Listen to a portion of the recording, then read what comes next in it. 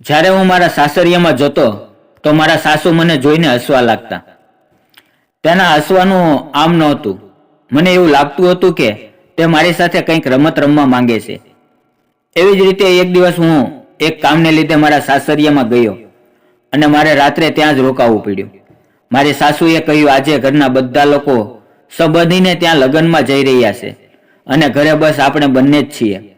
આજે હું પણ જોઈશ કે તમારી અંદર કેટલો પાવર છે.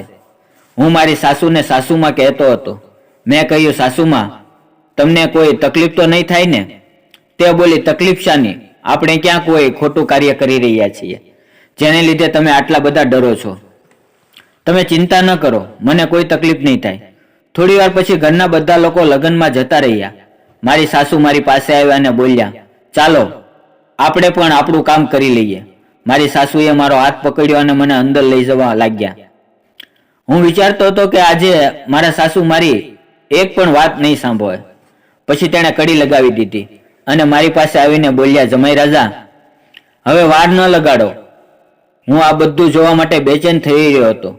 જ્યારે હું મારા સાસરિયામાં ગયો તો મને પહેલીવાર મારી સાસુનું રૂપ જોયું અને પછી તેણે પોતાની સાડી મને બતાવી. નમસ્તે મિત્રો, કેમ છો બધા? જો તમને પણ તમારી સાસુ ગમતી હોય તો આ વિડીયો પૂરો જોજો અને વિડીયોને લાઈક અને ચેનલને સબસ્ક્રાઇબ જરૂર કરજો, કારણ કે હું કહાની અંદર તમને કંઈક જણાવવાનું છે કે મેં મારા સાસુ સાથે કેવા સુંદર દિવસો વિતાવ્યા હતા.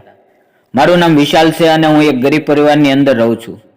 મારા પપ્પા નાની એવી દુકાન ચલાવે છે અને હું આજે અભ્યાસ કરું છું.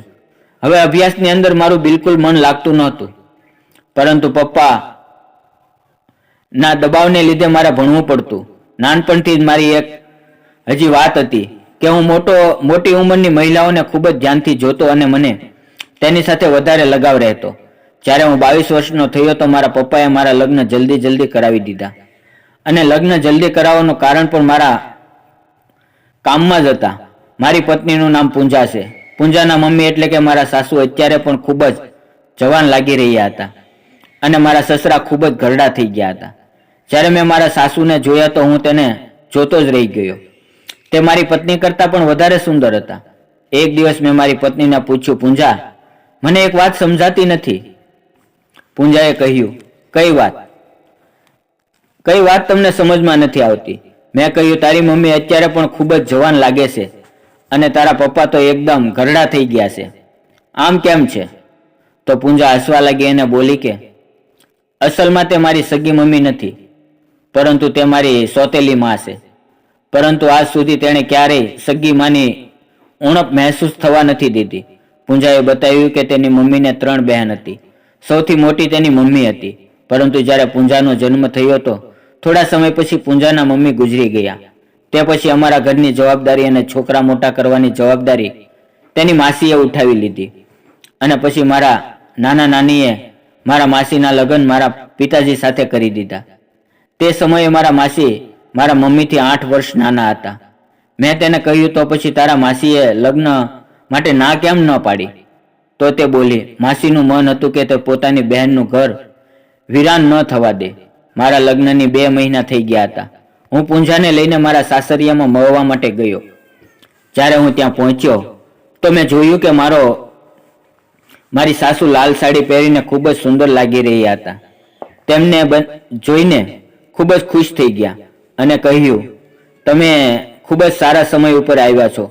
તમારી પત્ની કોઈ કાર્યક્રમ છે? તો મારી સાસુ કહેવા લાગ્યા, કોઈ કાર્યક્રમ નથી. આજે મેં તમારી પસંદગીનું જમવાનું બનાવ્યું છે. પછી મારી પત્ની રસોડામાં જતી રહી અને મારા સાસુ મારી પાસે આવીને બેસી ગયા અને તે ખૂબ જ મસ્તીભરી અવાજમાં બોલવા લાગ્યા, જમાઈ, તમને પૂંજાની સાથે મજા તો આવે છે ને? તેનું કહેવાનું સાંભળી હું આશ્ચર્ય થઈ ગયો. મેં કહ્યું, તમે શું કહી રહ્યા છો? મને ખૂબ શરમ આવે છે. તો મારા સાસુ કહેવા લાગ્યા, આમાં શરમની શું વાત છે? જો પૂંજા તમારો બરાબર ખ્યાલ નથી રાખતી તો હું તમારો બરોબર ખ્યાલ રાખીશ. મને મારી સાસુની આંખોમાં આંખો નાખીને વાત કરવાની શરમ આવી રહી હતી. તે અમારી પત્ની એક પ્લેટની અંદર નાસ્તો લઈને આવી અને અમે બધા સાથે બેસીને જમવા લાગ્યા. મેં કહ્યું, પૂંજા થોડી ઉતાવળ રાખજે, પછી આપણે જતા રહીશું. ત્યારે મારા સાસુ બોલ્યા, અરે હજી તો તમે આવ્યા જ છો અને જવાની વાત કરો છો. આજે તો તમારે અહીંયા રહેવું જ પડશે. મારા સાસુએ ખૂબ જ પ્રેમથી કહ્યું એટલે હું ના ન પાડી શક્યો.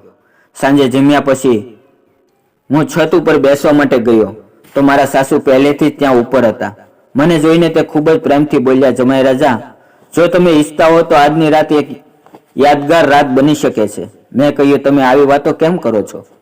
તે પોતાની આંખો નચાવતા બોલ્યા, પછી હું ખૂબસૂરત છું? તમારે બીજું શું જોવે છે? ત્યાં મારી પત્ની ઉપર આવી ગઈ અને કહેવા લાગી કે સાસુ જમાઈ વચ્ચે શું વાત ચાલે છે? જીવનનો આનંદ લેવો હોય તો મોટા લોકો સાથે કામ કરવાથી મળે છે. તેનાથી ખૂબ જ સારો અનુભવ થાય છે. પછી અમે ત્રણેય વાતો કરવા લાગ્યા.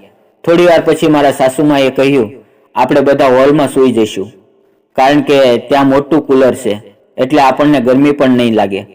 થોડી વાર પછી મારા સાસુએ મારી પડખે પથારી કરી અને બાજુમાં સુવા લાગ્યા. મને ક્યારે નીંદર આવી ગઈ મને ખબર જ ના રહી. સવારે મેં જાગીને જોયું તો મારા સાસુમાં મારી બાજુમાં બેઠા હતા. મેં તેને પૂછ્યું, પૂંજા ક્યાં ગઈ? તો તે કહેવા લાગ્યા કે તે પોતાની સહેલીને મળવા માટે ગઈ છે, થોડી વારમાં આવી જશે. અને તે મારા હાથને પકડીને બોલ્યા, જમાઈ રાજા, તમે મારી વાત કેમ નથી માનતા? તમને પણ મારી સાથે સારું લાગશે. મેં કહ્યું, સાસુમાં, તમારી વાત તો બરાબર છે, પણ પૂંજાને ખબર પડી જશે તો? તે મને ક્યારે માફ નહીં કરે.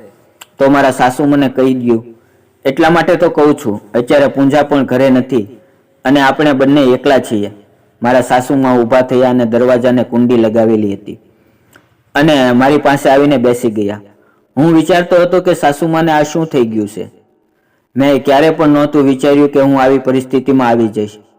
મને ખૂબ જ ડર લાગી રહ્યો હતો. જો મારી પત્ની આવી જશે તો મને ક્યારે માફ નહીં કરે. તે મારી નજીક આવીને મારા સાસુ મને એવી વાત જણાવી કે હું વિચારવા ઉપર મજબૂર થઈ ગયો. મારી સાસુમાં બોલ્યા, ભૂલી જાઓ, તને કહ્યું હું આ તારી સાથે મારા શોખ માટે નથી કરી રહી. જમાઈ રાજા, તમે પૂનમના પપ્પાની ઉંમર જુઓ અને મારી ઉંમર જુઓ. હું આ સમય કઈ રીતે પસાર કરું? હું બીજા કોઈ ઉપર ભરોસો નથી કરી શકતી. મને ફક્ત તમારી ઉપર ભરોસો છે. તમે મારી વાત માની જાઓ. હું તમને ખૂબ જ દુઆ આપીશ. તમે મારી ઈચ્છા ઉપર પાણી ન ફેરવો. પછી મને મારી સાસુ ઉપર દયા આવી ગઈ અને તેની વાત પણ સાચી હતી અને હવે તેને મોટા વ્યક્તિ સાથે લગ્ન કરીને પસ્તાવો થઈ રહ્યો હતો.